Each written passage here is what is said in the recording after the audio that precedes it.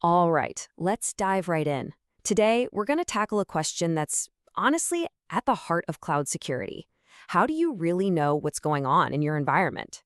We're going to demystify Google Cloud's audit logs and show you exactly how to build a system that can answer that question every single time. And look, this is it. This is the big one, right? For anyone in security or IT leadership, answering this isn't just some nice-to-have feature. No, it's absolutely fundamental.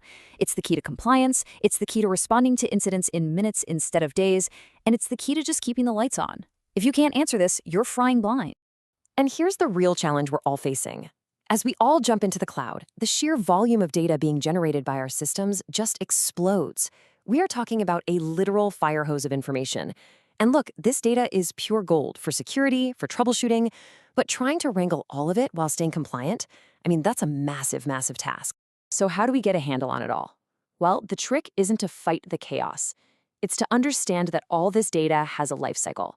And we're going to walk through that life cycle step by step across 4 distinct stages: generation, routing, storage, and analysis. So let's get started. Okay, everything kicks off with generation. This is where the log is born, so to speak.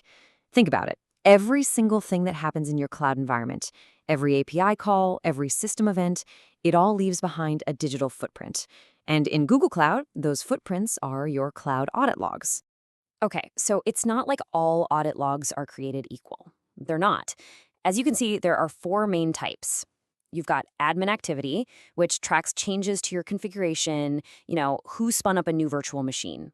And system event logs, which track what Google Cloud's own systems are doing.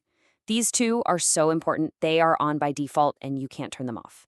Then you have policy denied logs, which are great for seeing who tried to access something they shouldn't have.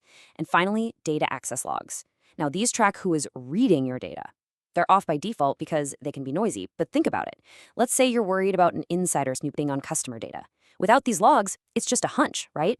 But you flip these on and suddenly you've got this undeniable proof of who looked at what and exactly when. But wait, before we go any further, we got to talk about the format of these logs. This is super important. An unstructured log is basically just a sentence.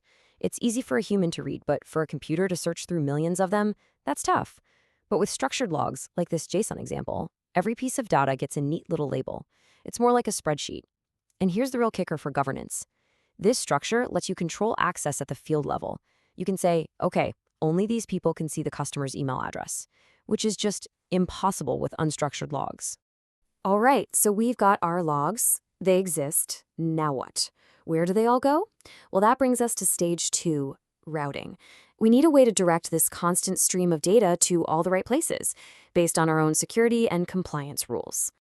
And in Google Cloud, the hero of this story is the logs router. The best way to think of it is as a really smart, really fast traffic cop for your logs. It stands at this crazy busy intersection, looks at every single log that flies by, and in a split second decides exactly where it needs to go based on rules that you've set up.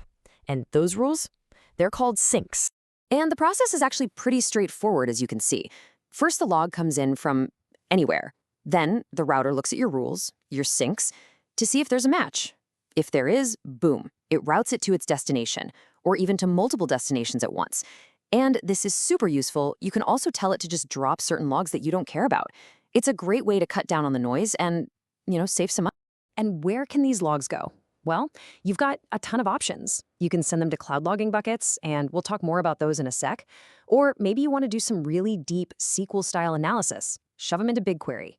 Long-term cold storage, cloud storage is perfect for that. And of course, you can stream them out to tools you already use, like your SIEM system or other security platforms.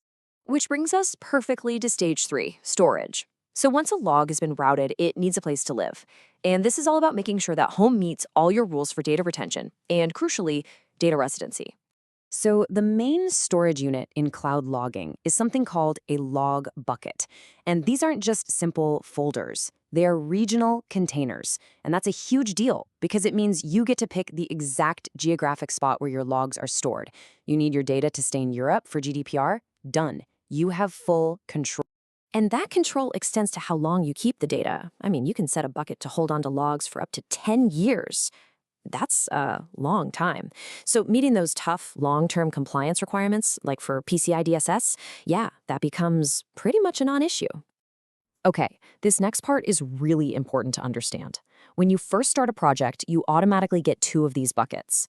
The underscore required one is, well, it's required. It's locked down. It holds the supercritical admin and system logs for a fixed 400 days, and you can't touch it. Then there's the underscore default bucket. This one's for everything else, and you have way more control over it. You can change how long it keeps stuff, and you can even tell logs not to go there if you have a better place for them. And that's exactly why you'd create your own custom buckets. It gives you that pinpoint control. So again, if you have European data that absolutely cannot leave Europe, you just spin up a bucket in, say, the Frankfurt region, and you create a sink that routes all the specific logs right there. Problem solved. That's data residency in action. Okay, let's recap. We've generated the logs, we've rounded them, we've stored them securely. Now we get to the fun part. The whole reason we did all this in the first place. Analysis. This is where we actually get our answers. And look at that. We've come full circle. Because we put in the work to build this clean, organized pipeline, we can finally, confidently ask that all-important question. Who did what, where, and when? All the evidence is right there, organized and ready for you. So how do you actually ask the question? You use the logging query language. Now, take a look at this example. It might look a little like code, but it's really just a conversation.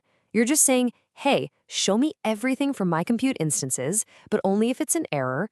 Oh, and ignore anything that mentions a robot. It's that simple, and it lets you slice through mountains of data to find that one needle in the haystack. But analysis isn't just about you finding the data. It's also about making sure only the right people can see the right data. You've got multiple layers of control here. You can use standard roles, sure, but you can get way more granular. You can create something called a log view that says, okay, this person can only see logs from this specific application inside the bucket. And even better, remember our structured logs? You can actually hide specific fields. So an analyst can see that an event happened, but they can't see the sensitive customer PII inside it. That's powerful stuff.